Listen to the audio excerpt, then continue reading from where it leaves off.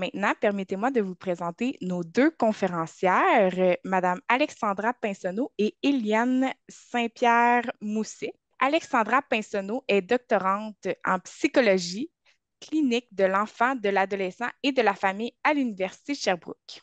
Elle est aussi professionnelle de recherche pour le centre RBC que je vous ai mentionné un peu plus tôt.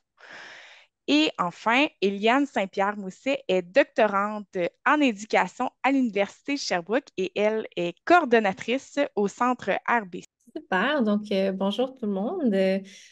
Eliane et moi sommes ici aujourd'hui là, pour vous présenter nos travaux sur l'évolution des symptômes d'anxiété et de variables associées chez les jeunes Québécois et Québécoises de secondaire 1 et 2 pendant la pandémie. Une étude qui est effectuée avec la collaboration de Julie Lane, qui est directrice du centre RBC et également professeure à la faculté d'éducation de l'Université de Sherbrooke et Danica Thériault, qui est également professeure à la faculté d'éducation à l'Université de Sherbrooke.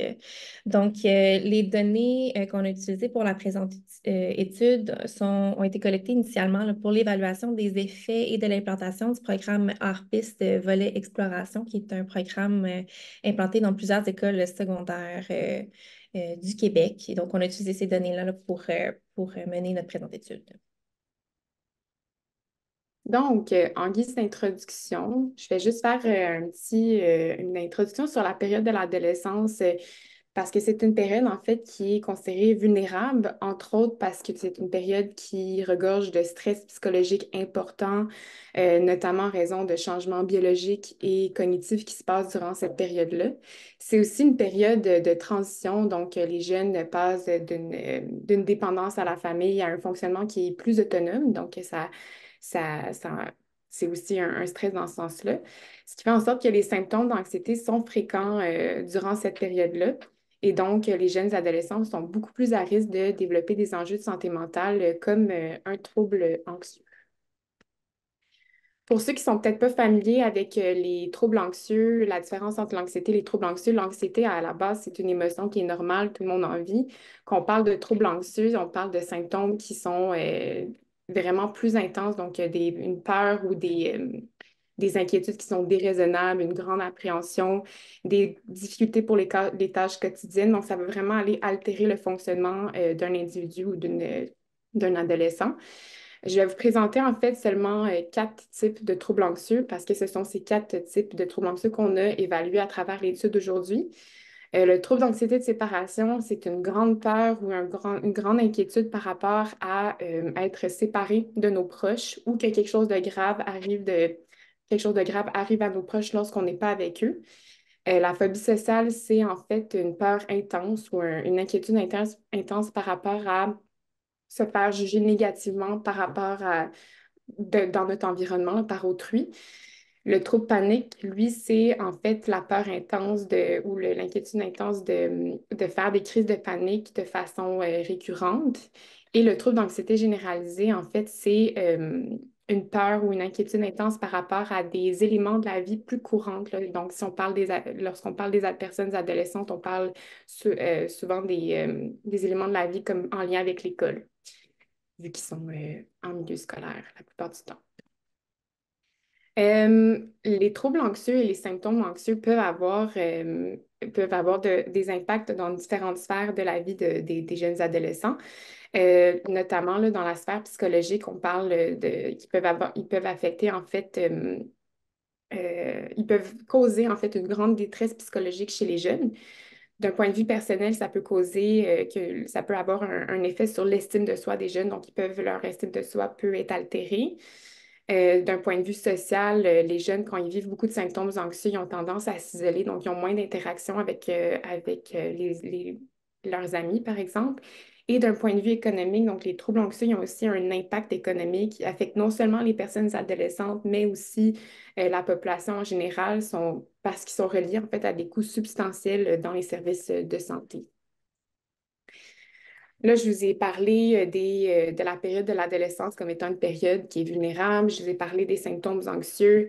Là, on rajoute à ça la pandémie qui est arrivée en 2020. Donc, au début de la pandémie, la population québécoise a fait face à une nouvelle situation exceptionnelle, inattendue. C'est vrai, c'était vraiment de l'inconnu. Donc, il y a des nouveaux stresseurs et des nouvelles peurs qui sont apparus également.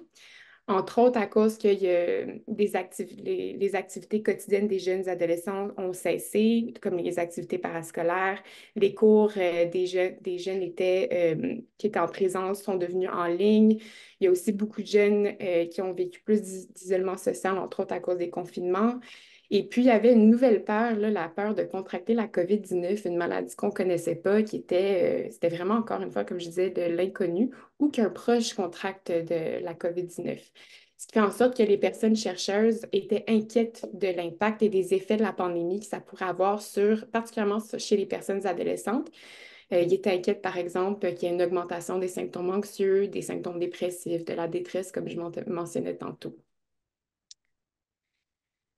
Ce qui a fait en sorte qu'il y a des études là, qui ont été menées des études longitudinales qui ont été menées avant et après la pandémie pour évaluer les symptômes d'anxiété des jeunes.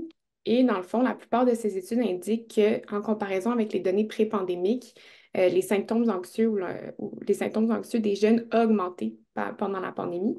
Par contre, il y a quand même certaines études qui n'ont pas rapporté cette augmentation-là pendant la pandémie versus la période pré-pandémie. Aussi, il est important de noter qu'il y a peu de ces études qui ont spécifiquement porté sur les personnes adolescentes et aussi il y a peu d'études qui fournissent des données après la pandémie. Avant de vous expliquer les objectifs là, de cette étude, je veux juste faire un bref retour sur une étude précédente qui a été aussi menée par le Centre RBC d'expertise universitaire en santé mentale, où est-ce qu'on a comparé, pas on, mais les personnes chercheuses, les données pré-pandémiques aux données pendant la pandémie, pardonnez-moi, donc de 2019 à 2020. Et juste un rappel sur ces résultats-là, les symptômes d'anxiété n'avaient pas vraiment changé entre les deux temps de mesure, à l'exception des symptômes associés à l'anxiété généralisée, à l'anxiété liée au test et à l'impact de l'anxiété qui, en fait, ont augmenté pendant la pandémie. Là, ça me mène aux objectifs de recherche. Donc, étant donné la variabilité des résultats des études que je vous ai mentionnées, là, les études longitudinales qui ont été menées sur les jeunes adolescents ou sur les jeunes avant, pendant et après la pandémie, il serait important de brosser un nouveau portrait de leur état de santé mentale. Donc, l'objectif principal de notre étude, c'est de poursuivre nos travaux intérieurs pour mieux documenter l'évolution des symptômes d'anxiété et aussi d'autres facteurs de risque et des facteurs de protection chez les personnes adolescentes avant, au début de la pandémie et plus tard après la pandémie, donc 2019, 2020 et 2022 pour être plus précise. Donc maintenant, je vais vous parler de comment on s'est pris là, justement pour étudier ça. OK. Super. Donc, comme j'ai mentionné plus tôt, les données qu'on a utilisées avaient été collectées initialement pour évaluer les effets et l'implantation du programme Harpiste Volet Exploration, un programme qui a été conçu par le Centre RBC d'expertise universitaire en santé mentale. Donc, les données utilisées, ce sont issues de questionnaires qui ont été administrés avant la participation au programme, donc à 3 différents temps, donc en 2019, en 2020 et en 2022, là, qui est le nouveau temps là, de mesure de notre article. Peut-être important de préciser aussi que c'était à l'automne aussi, là, pour vous donner une idée, là, c'est quand en 2022, là, quand pendant la pandémie là, qu'on a pris nos données. Donc, c'était en automne 2020, en automne 2022 et en automne 2019 là, que les données ont été collectées.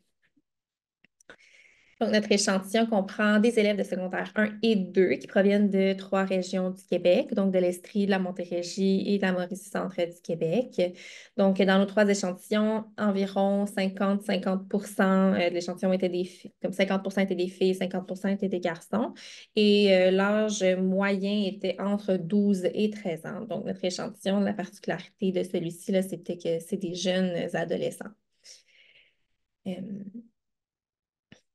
Donc, les variables qui ont été mesurées sont bien sûr les symptômes d'anxiété qui ont été présentés là, par Eliane plus tôt. Donc, les symptômes liés aux troubles paniques, à l'anxiété généralisée, à l'anxiété de séparation et à la phobie sociale. Donc, l'instrument de mesure qui a été utilisé pour mesurer ces symptômes a changé en 2022. Donc, c'est à prendre en considération. C'est cependant deux versions du même questionnaire. Donc, les items restaient très similaires. C'est juste la quantité d'items utilisés qui a différé, mais c'est quand même important de le préciser. On a aussi mesuré les symptômes dépressifs chez les jeunes, le sentiment d'auto-efficacité, qui est la croyance des jeunes en leur propre capacité à effectuer des tâches face à des épreuves, et l'estime de soi, qui est l'estimation de sa propre valeur là, en tant que personne. On a aussi mesuré des cognitions qui sont reliées à l'anxiété généralisée. Donc, il y en a trois. Donc, l'intolérance à l'incertitude, qui est cette peur ou appréhension là, face à tout ce qui est incertain, comme qu'est-ce qui va se passer demain, par exemple. Donc, ça serait de l'intolérance. Si on a cette peur ou cette appréhension-là là, face à l'incertitude, ça, c'est de l'intolérance à l'incertitude. On a aussi mesuré l'évitement cognitif, qui est le fait d'éviter les pensées, les sensations corporelles qui sont liées à l'anxiété, et l'attitude négative face au problème, qui est une attitude de faire face au problème comme si c'est négatif pour soi. Et pour terminer, on a aussi mesuré l'impact de l'anxiété sur la vie quotidienne, sur la vie des adolescents et des adolescentes. Donc, l'impact sur la vie quotidienne et la vie familiale, sur les activités scolaires et sur les activités sociales également. Donc, pour analyser nos résultats, on a fait une MANOVA, qui est une analyse multivariée de la variance.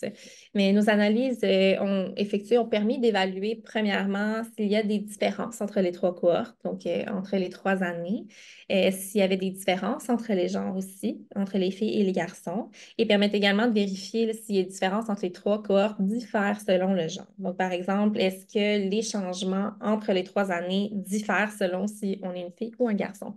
Type d'exemple, est-ce qu'il pourrait avoir une augmentation de symptômes d'anxiété généralisée chez les filles entre 2022 et 2022, alors qu'il y aurait une diminution de symptômes chez les garçons? Donc, c'est le genre de choses qu'on pouvait vérifier avec ces analyses. Donc, maintenant, je vais vous présenter, Eliane et moi, on va vous présenter les résultats là, de notre étude. Donc, globalement, en fait, les trois temps de mesure diffèrent entre eux. Donc, il y a eu des changements, là, des différences entre les trois temps pré-pandémiques, pendant la pandémie et après la pandémie. Il y avait aussi, on a observé une différence entre les genres. Toutefois, les deux genres n'évoluent pas différemment à travers le temps. Donc, les filles et les garçons suivent la même tendance là, quand on compare les 3 années entre elles. Une petite avertissement ou un petit commentaire, en fait, c'est que les différences de taille d'effet sont très petites. Donc, ce que je veux dire par ça, c'est que les trois temps de mesure diffèrent entre eux, mais ce ne sont pas des énormes changements qui sont observés. Donc, les différences existent, mais elles ne sont pas énormes. Donc, c'est juste à tenir en tête là, pour l'interprétation des résultats. Pardon. Donc, pour commencer, on a pu observer qu'en comparaison avec les garçons, les filles rapportent plus de symptômes d'anxiété, donc plus de symptômes liés aux troubles paniques, à la phobie sociale, à l'anxiété de séparation et à l'anxiété généralisée. Elles ont également des niveaux plus élevés de facteurs de risque, donc plus de symptômes dépressifs, plus d'évitement cognitif, une plus grande intolérance à l'incertitude et une plus grande attitude négative face aux problèmes aussi.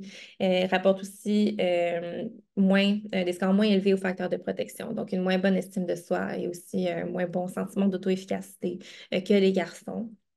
Rapportent aussi une plus grande interférence de l'anxiété avec les activités académiques et sociales. Et donc, la seule variable sur laquelle on n'a observé aucune différence entre les garçons et les filles, c'est l'interférence de l'anxiété avec les activités quotidiennes et familiales. Donc, je vais maintenant vous faire un portrait des symptômes d'anxiété en parlant de chaque classe de symptômes à la fois. Donc, ici, on peut voir que les symptômes associés aux troubles d'anxiété de séparation sont moins élevés pour la cohorte de 2022 que les cohortes de 2019 et 2020. Donc, en fait, les symptômes d'anxiété de séparation ont diminué après la pandémie. Et ça, on peut voir ça là, avec la bande beige, là, si je porte votre attention au graphique. Donc, si vous vous intéressez à la différence entre les genres, vous pouvez regarder les bandes associées aux garçons et aux filles. Donc, la bande turquoise et la bande hachurée. Mais pour les analyses, là, ce que je vais vous présenter, vous pouvez plutôt regarder là, la bande beige, qui est en fait les garçons et les filles ensemble. Donc, c'est ça. Donc, les symptômes d'anxiété de séparation ont diminué là, après la pandémie. Ensuite, les symptômes associés à la phobie sociale sont aussi moins élevés pour la cohorte de 2022 que les cohortes de 2019-2022. Donc, ils suivent une tendance similaire, là. Les symptômes de phobie sociale ont aussi diminué après la pandémie. Les symptômes de troubles anxiété généralisés sont un peu différents. Donc, les symptômes sont moins élevés pour la cohorte de 2022 que les cohortes de 2019-2020, ce qui est similaire aux autres symptômes anxieux. Mais les symptômes sont également moins élevés en 2019 qu'en 2020. Donc, si on regarde la tendance, là, c'est les symptômes d'anxiété généralisée ont augmenté pendant la pandémie et ont ensuite diminué après la pandémie pour atteindre des niveaux encore plus bas qu'avant la pandémie. Euh, donc, les symptômes dépressifs, quant à eux, sont moins élevés pour la cohorte de 2020 que les cohortes de 2019 et 2022. Et les symptômes dépressifs sont identiques pour les cohortes de 2019-2020. Donc, en fait, les symptômes dépressifs ont diminué pendant la pandémie et ont ensuite augmenté après la pandémie pour atteindre le même niveau pré-pandémique.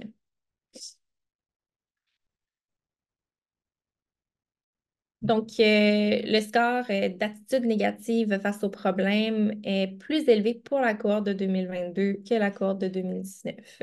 Donc, l'attitude négative face aux problèmes, quant à elle, est plus élevée après la pandémie qu'avant la pandémie.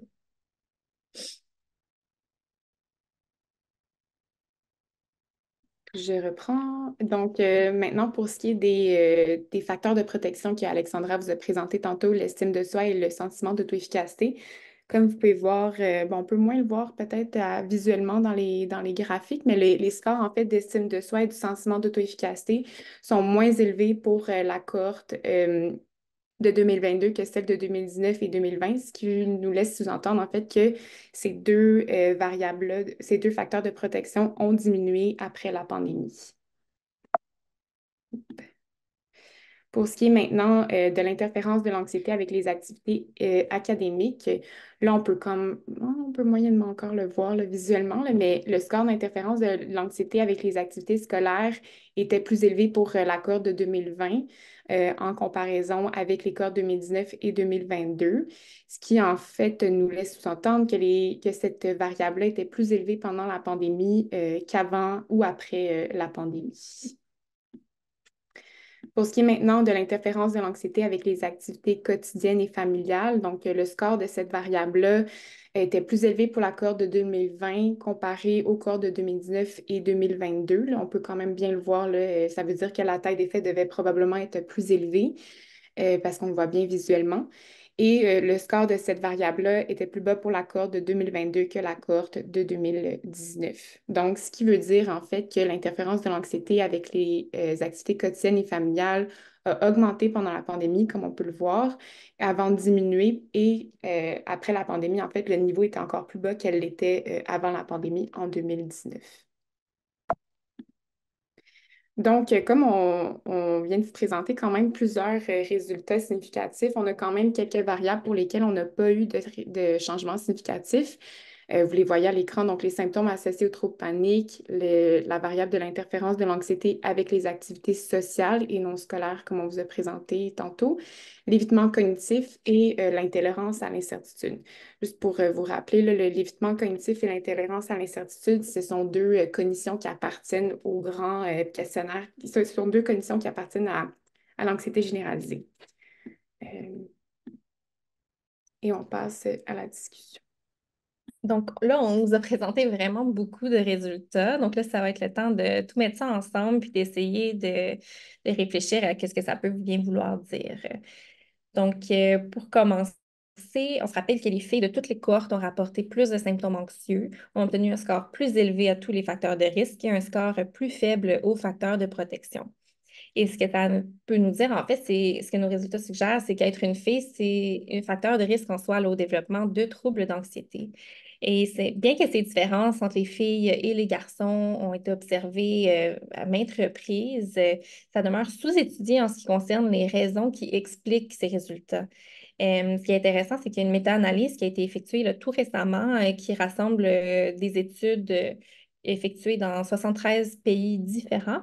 Puis elle a trouvé qu'en moyenne, la santé mentale des filles est pire que celle des garçons. Donc, ce qui est cohérent avec ce que nous, on a trouvé.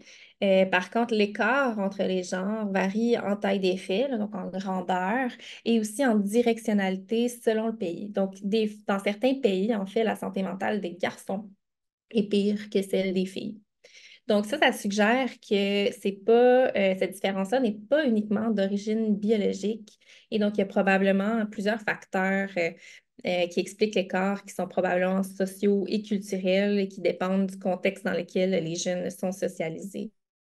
Donc, ici au Québec, on peut penser justement qu'il y a plusieurs facteurs de risque qui sont genrés. Donc, par exemple, les filles sont plus à risque de vivre de l'harcèlement sexuel, donc ce qui pourrait les placer à plus haut risque là, de développer un trouble anxieux ou tout autre trouble de santé mentale. Ou les garçons qui sont moins socialisés à aborder leurs émotions, à aborder ce qui ne va pas. Et donc, ce qui pourrait affecter aussi à quel point ils rapportent l'anxiété dans les questionnaires qu'on utilise pour mesurer l'anxiété. Donc, ça se peut aussi qu'il y ait une anxiété qui soit présente, mais qu'on ne capture pas avec nos outils en ce moment. Par rapport aux symptômes anxieux, j'aimerais commencer par l'anxiété généralisée, puisque c'est le seul symptôme anxieux, en fait, qui était plus élevé pendant la pandémie là, qu'avant la pandémie. Euh, Comment qu'on peut s'expliquer ça? En fait, c'est que c'est possible que dans le contexte de la pandémie, les jeunes adolescents se sont inquiétés davantage en raison de tous les changements qu'ils vivaient et les maintes stresseurs dans la vie quotidienne.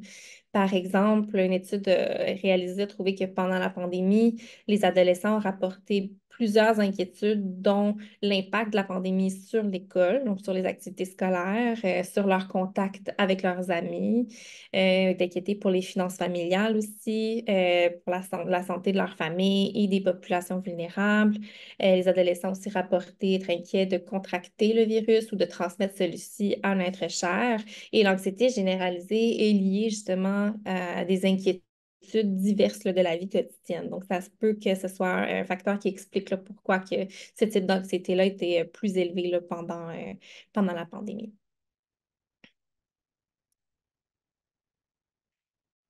Maintenant, de façon plus globale, les symptômes anxieux, à l'exception du trouble panique, étaient plus bas après la pandémie qu'avant et pendant la pandémie. Donc, l'anxiété chez les jeunes ne s'est pas détériorée, elle pourrait même, dans le fond, avoir diminué, donc s'être améliorée. Et ce résultat peut être étonnant puisque l'anxiété était en augmentation avant la pandémie et parce qu'on était vraiment très inquiets là, pour la santé mentale de nos jeunes. Donc, ces résultats-là peuvent être étonnants ou frappants. Et donc, on se dit, qu'est-ce qui peut expliquer ça? Et en fait, c'est possible que pendant la pandémie, il y ait une sensibilisation aux écoles sur l'importance d'agir et de mettre en place des initiatives comme le programme Hors-Piste Exploration qui permet d'outiller les jeunes à mieux composer avec l'anxiété. D'ailleurs, il y a des orientations ministérielles qui ont encouragé les écoles à mettre en place de telles initiatives. Et ça se peut que la participation à de telles initiatives est pour expliquer la diminution de l'anxiété qu'on observe chez la cohorte de 2022, parce que les jeunes qui étaient dans notre échantillon en 2022 ont peut-être bénéficié de toutes ces interventions-là là, pendant la pandémie. Et donc, peut-être qu'il y a eu cette mobilisation-là qui a permis de bien cibler, ou mieux cibler les besoins des jeunes là, pendant un moment vulnérable. Ensuite, l'interférence de l'anxiété avec les activités académiques quotidiennes et familiales, on se rappelle, était plus élevée pendant la pandémie. Et l'interférence de l'anxiété avec les activités quotidiennes et familiales était plus basse en 2022. Et on peut observer, dans le fond, qu'il y a une disparité entre l'interférence de l'anxiété et l'anxiété rapportée. Donc, on aurait pu penser que s'il n'y a aucun changement au niveau des symptômes anxieux, il n'y a aucun changement aussi là, au niveau de l'interférence de l'anxiété. Mais pourtant, ce n'est pas ce qui est observé. On a observé justement l'augmentation de l'interférence de l'anxiété avec certaines activités de la vie des adolescents. Donc, c'est possible que les adolescents aient attribué l'interférence des activités académiques quotidiennes et familiales à l'anxiété, alors qu'elle aurait pu être expliquée par autre chose, comme les multiples changements de la vie là, causés par la pandémie. Mais c'est intéressant, dans le fond, qu'en 2022, les résultats sont cohérents avec ceux des symptômes anxieux. Donc, potentiellement, qu'il y ait un retour à la normale, il n'y a plus tant d'interférences de la pandémie avec les activités de la vie des ados. Et donc, que c'est peut-être pour ça là, qu'on a vu là, comme, le joining, là, je ne sais pas trop, des résultats là, en 2022. Donc, pour ce qui est des facteurs de protection que je vous ai parlé tantôt, là, on a vu en fait que pour le sentiment d'auto-efficacité et l'estime de soi, ils ont diminué après la pandémie.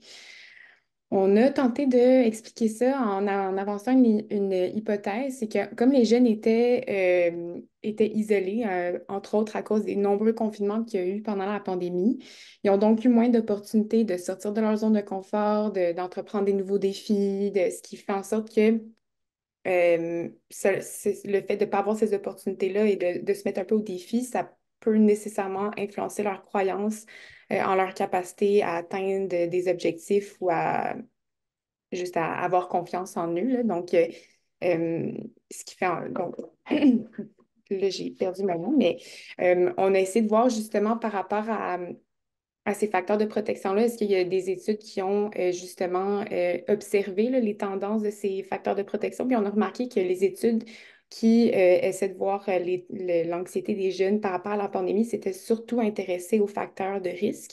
Il y a une étude en particulier, par contre, qui s'est intéressée au sentiment d'auto-efficacité également, et elle a eu des résultats un peu différents des nôtres. Là.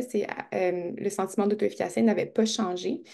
Ce qui laisse un peu sous-entendre qu'on devrait avoir peut-être un peu plus d'études là, qui exploreraient l'influence des facteurs de protection et non juste viser les facteurs de risque pour voir comment ça influence justement les symptômes anxieux des jeunes adolescents. Pour ce qui est des facteurs de risque, là, tantôt on a parlé de l'attitude négative face aux problèmes. On a vu qu'elle était plus élevée après la pandémie qu'avant la pandémie. Comme hypothèse, en fait, c'est qu'on s'est dit qu'il est peut-être possible que face à différents stresseurs qui sont hors de leur contrôle, les adolescents ils ont eu plus d'inquiétude, ce qui a pu affecter en fait leur attitude à adopter en fait une attitude plus négative face aux problèmes, euh, considérant que c'était des nouveaux stresseurs et c'était, comme je viens de dire, hors de leur contrôle. Et puis, on a aussi, j'ai rapporté tantôt que pour les variables d'évitement cognitif et d'intolérance à l'incertitude, il n'y avait pas eu de changement significatif. Il est possible, en fait, comment on peut expliquer ça, c'est qu'il est possible que ces variables sont plus cognitives, sont plus inhérentes au fonctionnement psychologique de chaque individu ou de chaque jeune et que ce ne soit pas nécessairement affecté par des stresseurs externes, entre autres des stresseurs qui ont été occasionnés par la pandémie. Donc, par rapport aux symptômes dépressifs, ceux-ci, on se rappelle, étaient plus bas pendant la pandémie, mais ils sont revenus au même niveau en 2022 qu'avant la pandémie. Donc, c'est possible, en fait, que la pandémie ait apporté des bénéfices sur le plan des symptômes dépressifs, mais que ceux-ci n'aient pas été maintenus à long terme. Par exemple, il est possible que pendant la pandémie, les jeunes ont eu plus de temps pour poursuivre des activités plaisantes. Par contre, c'est possible que ces résultats ne reflètent pas la réalité des adolescents plus âgés. Donc, nous, notre échantillon, c'était des jeunes en secondaire 1 et 2, donc des jeunes ados là, entre 12 et 13 ans. Et puis, il y a une étude qui suggère que les adolescents plus âgés vivaient plus de frustration liée au confinement et donc et aussi plus de symptômes dépressifs que les adolescents plus jeunes. Donc, d'où peut-être l'importance que les relations avec les pairs prennent progressivement là, à l'adolescence. Là. Donc, on voit ce mouvement-là entre l'importance de la famille, ensuite la priorisation plutôt des relations sociales avec les pairs. Donc, il n'est pas possible que le confinement ait eu plus d'impact à ce niveau-là chez les ados plus vieux que chez les ados plus jeunes, chez qui c'est comme ce chiffre-là peut-être pas encore opéré. Donc, on est maintenant aux forces et limites. Donc, comme toute étude, cette étude-ci a des forces et des limites. Donc, pour ce qui est des forces, notre étude, en fait, on a permis de comparer des cohortes à différents stades de la pandémie, ce qui était quelque chose qui avait été fait dans le passé avant la pandémie et pendant la pandémie. Mais nous, on a rajouté un temps de mesure, donc après la pandémie. Aussi, dans cette étude, on l'a mentionné tantôt, on a inclus une mesure de l'interférence de l'anxiété au quotidien. Donc, souvent dans les études d'anxiété, on voit que les études utilisent des variables d'anxiété rapportées par les jeunes et non une mesure d'interférence de l'anxiété.